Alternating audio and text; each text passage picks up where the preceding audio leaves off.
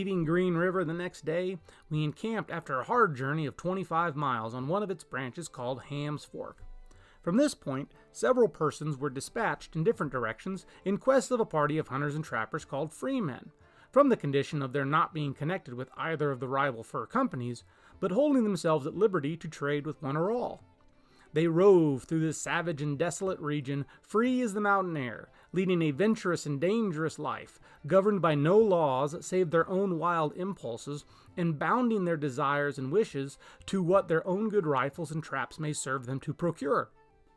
Strange that people can find so strong and fascinating a charm in this rude, nomadic, and hazardous mode of life as to estrange themselves from home, country, friends, and all the comforts, elegances, and privileges of civilization.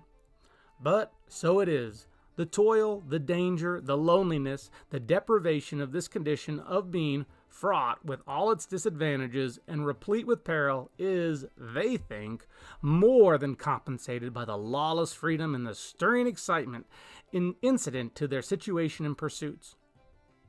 The very danger has its attraction, and the courage and cunning and skill and watchfulness made necessary by the difficulties they have overcome, the privations they are forced to contend with, and the perils against which they must guard, become at once their pride and boast.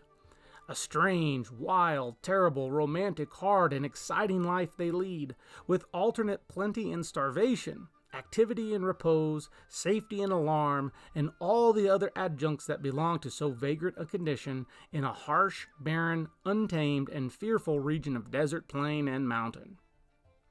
Yet so attached to it do they become that few ever leave it, and they deem themselves, nay are, with all these bars against them, far happier than the indwellers of towns and cities, with all the gay and giddy whirl of fashion's mad delusions in their train.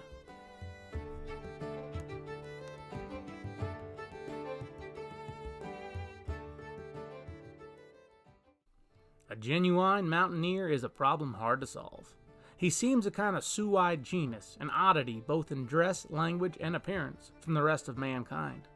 Associated with nature in her most simple forms by habit and manner of life, he gradually learns to despise the restraints of civilization and assimilates himself to the rude and unpolished character of the scenes with which he is most conversant. Frank and open in his manners and generous in his disposition, he is at the same time cautious and reserved. In his frankness, he will allow no one to acquire an undue advantage of him, though in his generosity he will oftentimes expend the last cent to assist a fellow in need.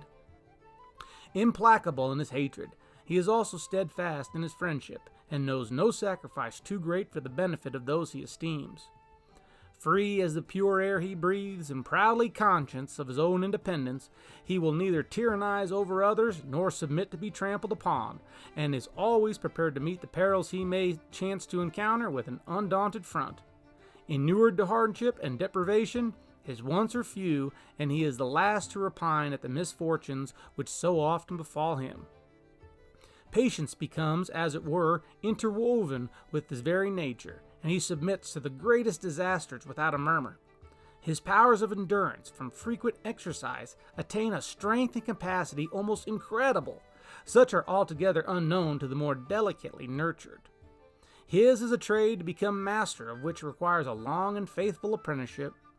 Of this none seem more conscious than himself, and woe to the greenhorn who too prematurely assumes to be a journeyman.